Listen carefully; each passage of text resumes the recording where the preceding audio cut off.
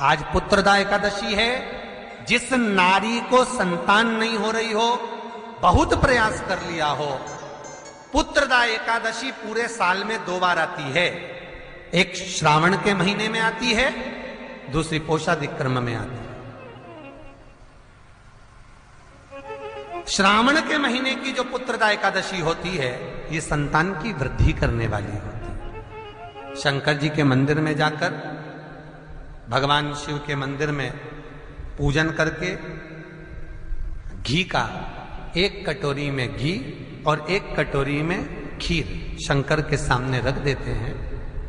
भगवान शंकर के मंदिर पर चौखट पर घी का दिया लगा देते हैं।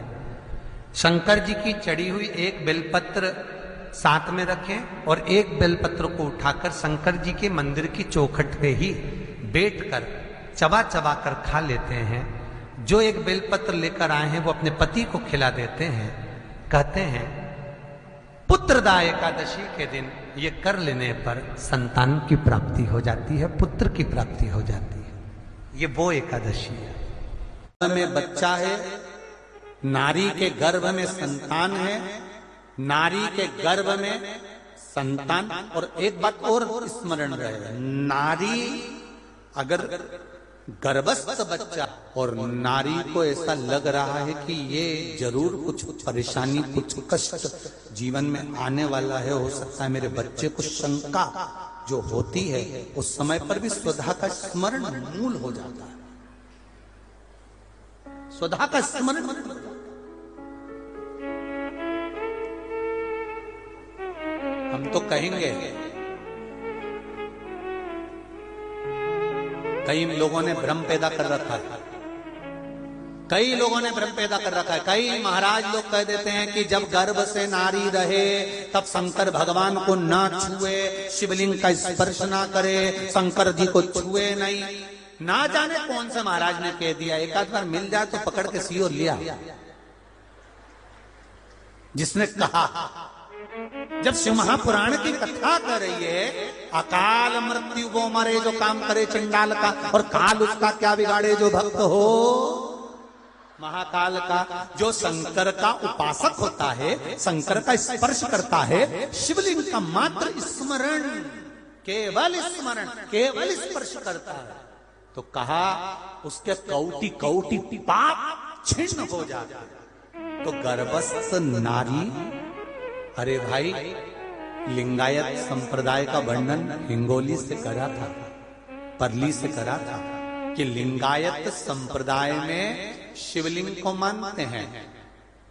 बच्चा गर्भ से जन्म लेता है, मां जब तक बच्चे को दूध नहीं पिलाती, जब तक उसका गुरु मंत्र नहीं हो जाता। उसको लिंगायत संप्रदाय के संत आकर जब तक गुरु मंत्र नहीं दे देते, तब तक नारी उसको दूध तक नहीं पिलाती। यहां तक वर्णन, विचार करिए जरा। तो फिर कौन ने कह दिया कि शंकर भगवान के शिवलिंग को छूना नहीं चाहिए, गर्भवती नारी को स्पर्श नहीं करना चाहिए? और कौन सी पुराण में लिखा है, कौन से शास्त्र में लिखा है? यहां शास्त्र कह रहा है, शिव महापुराण, स्कंद पुराण, लिंग पुराण, नर्मदा पुराण, पद्म पुराण वर्णन करती है। आप दिल से, हृदय से, चित्त से शंकर भगवान की आराधना कर सकते हो। हाँ, नारी अगर गर्भस्थ बालक है और उसको चिंता है, बहुत टेंशन है, और उसके साथ शिव की आराधना कर रही है, तो बाबा के ऊपर 1 बेलपत्र भी अगर वो चढ़ा रही है चावल के दाने के साथ, तो ये निश्चित है कि स्वधा उसके गर्भ की रक्षा करती है और बच्चा समाप्त नहीं हो सकता। ये निश्चित है। स्वधा तप करी, साधना करी, और तप साधना कर कर स्वधा के सम्मुख में 3 बेटियां प्रकट हो गई हैं। वो 3 बेटी है महाराज, 3 बेटी प्रकट।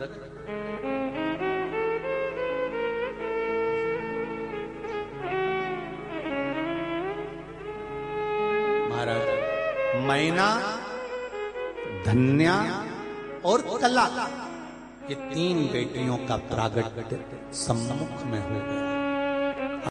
से एक संतान हो जाती है मान लो एक बच्चा हो गया, एक संतान हो गई, और एक संतान होने के बाद में दूसरी संतान हो ही नहीं रही। किसी को 10 साल हो गए, किसी को 8 साल हो गए, किसी को 5 साल हो गए, किसी को 6 साल हो गए, किसी को 9 साल हो गए, किसी को 12 साल हो गए, दूसरी संतान हो ही नहीं रही। आपने डॉक्टरों को भी दिखाया, इलाज भी करवाया, फिर भी संतान का सुख नहीं है। तो शिव महापुराण में बेलपत्र के वृक्ष का बड़ा सुंदर भाव कहा।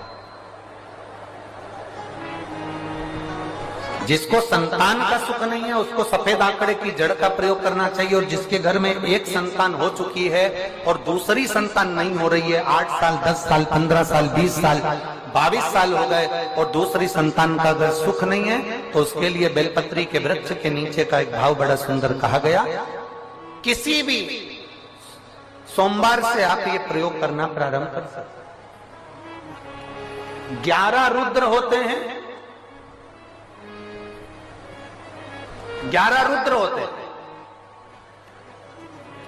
एक सोमवार को बेलपत्री के वृक्ष के नीचे जाइए और बेलपत्र के वृक्ष के नीचे जाकर एक एक रुद्र का स्मरण करना। क्या है?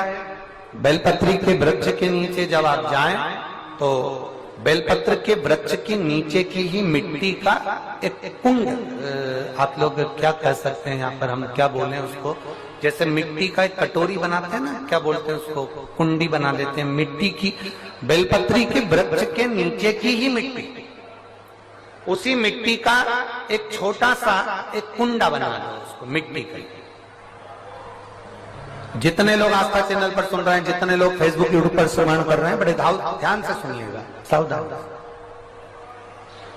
मिट्टी की कुंडी बनाई, उस कुंडी में जल समर्पित कर दिया, और जल चढ़ाने के बाद में एक घी का दिया लगाकर वहीं पर थोड़ा सा मीठा, कुछ भी जो आपके पास में हो, घर में जो भी उस समय पर आपके साथ में हो, या तो दूध घर का मीठा हो, जैसे मावे का, खोए का हो, या खीर हो, तो वहीं पर एक कटोरी में थोड़ा सा रख दीजिए, और उस कुंडी में जो जल चढ़ाया गया है वहां पर उस बेलपत्री के वृक्ष के नीचे भगवान शंकर के 11 जो रुद्र हैं उसमें से एक एक रुद्र का आपको स्मरण करना है। 11 रुद्र का नाम क्या है? तो पहले नंबर पर आता है कपाली, दूसरे नंबर पर आता है पिंडर, तीसरे नंबर पर आता है भीम, चौथे नंबर पर आता है विरूपाक्ष, 5वें नंबर पर आता है बिलोहित, 6ठे नंबर पर आता है शास्त्र, 7वें नंबर पर आता है अजपात, 8वें नंबर पर आता है अहिष्णु, और 9वें नंबर पर आता है शंभु, 10वें नंबर पर आता है चंड, और 11वें नंबर पर आता है भव।